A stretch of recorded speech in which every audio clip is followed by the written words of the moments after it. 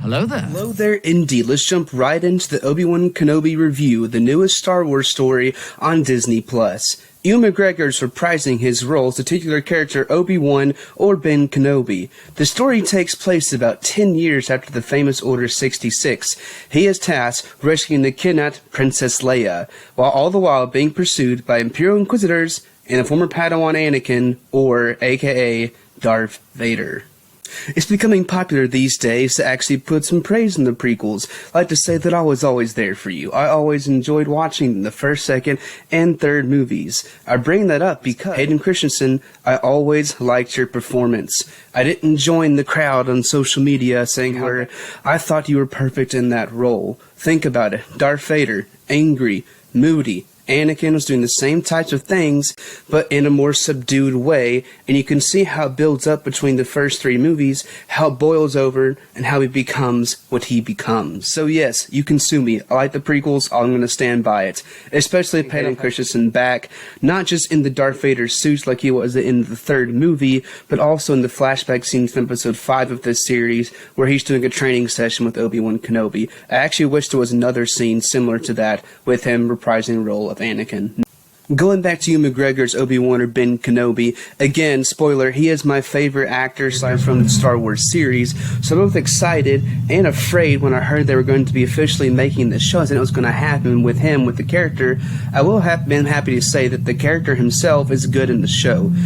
He does have something different, of course, to start the show when it's been 10 years since Order 66, and he's beat up, he's doing a dead-end job, and it's just not the same person. When he goes through this adventure, through this series, you see him grow back into the Jedi that he was. Not everything's going to be the same, it can't be possibly, but you do see him regain that confidence and his connectivity to the Force.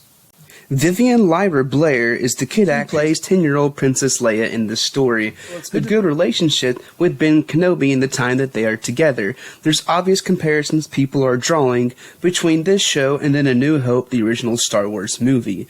Back in A New Hope, Princess Leia, then who was 18, was asking for him for his help in the message that was put in R2-D2. Now, however, there is a bit of plot hole with this storyline. Now, the story is not bad for this show. It's decent enough, but for someone who went through all of this with Obi-Wan Kenobi, Ben, why, when she was asking for him, was it just, you fought alongside my father in the Clone Wars?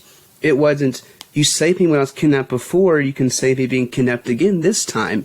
And then the even bigger one, you might say, is when Ben Kenobi is killed by Lord Vader in the fourth movie, Luke has this big emotional reaction, and Leia just does not. She's not even thinking about it.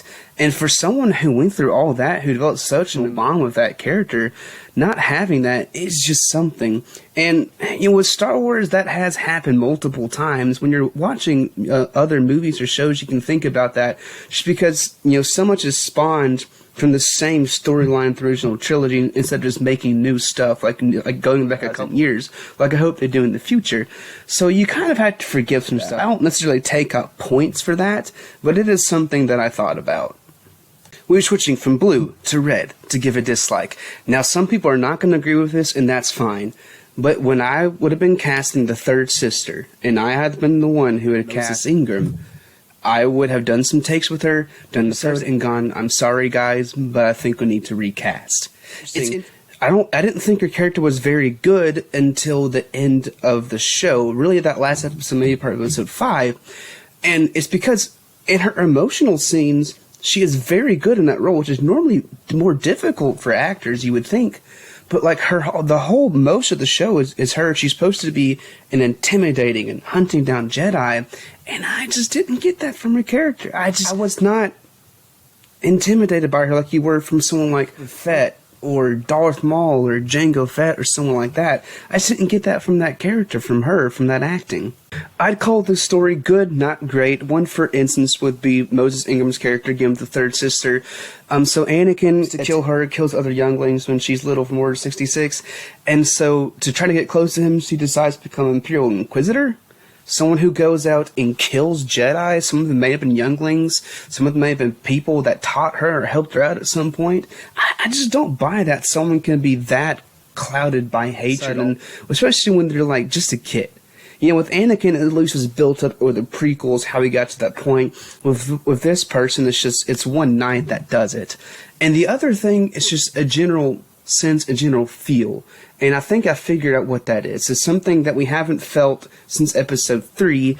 And I think that's George Lucas. I really do. There's just something that he waves his magic wand and does something to the story, to the acting, to the directing, that just makes it feel more like Star Wars. It's sequels. It's not in any of the shows that I've seen either that's come out since. It's just not there. Like, some of them aren't bad, some of them are really bad. And I can see that list sometime later. It's just not quite the same feel. Hey, we're back to the blue light, which means we're back on the likes. Ah, yeah, that's great. So I think I'm going to go now with the final in the show. We meet again, Obi-Wan is correct, but it's not talking about Mustafar from episode 3 like we thought. It's talking about this final fight from the Kenobi show. And it was a pretty decent fight. Not as good as the prequel trilogies with the fights that they got from those. The same from the original, but still not as good as the original either. And then definitely better than the sequel fights. So we'll just go ahead and say that. But the best part of this comes from the end of that fight, when Ben Kenobi, Obi-Wan below, and you get half Vader mask, half Anakin head, and the chilling things that he says, especially this really one of the last lines. Vader says, "Obi-Wan did not murder her, Anakin. I did." At that point, he believes that Anakin, that side of him, is gone, and Lord Vader is all that remains.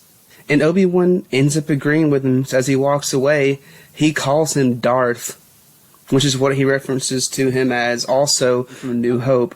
So he does see that side of Anakin is gone. Of course, you know what happens with Luke in episode 6 when he finally manages to bring back the Anakin side of him. Let's give this show a ranking and rating. Alright, the sequels, obviously better than that. Let's not talk about that anymore. How about the live-action shows, The Mandalorian, Boba Fett? Yes, it's better than those too. What about Solo? I think it's better than that also, that movie. How about Rogue One? No. What about the original trilogy? No. How about the prequel trilogy? Any of those? No, I don't think it's better than that either. So we put it somewhere in the middle of the Star Wars lore, giving it a rating of a B-. Now don't fret, that's really not that bad of a rating. That still means it's a good show.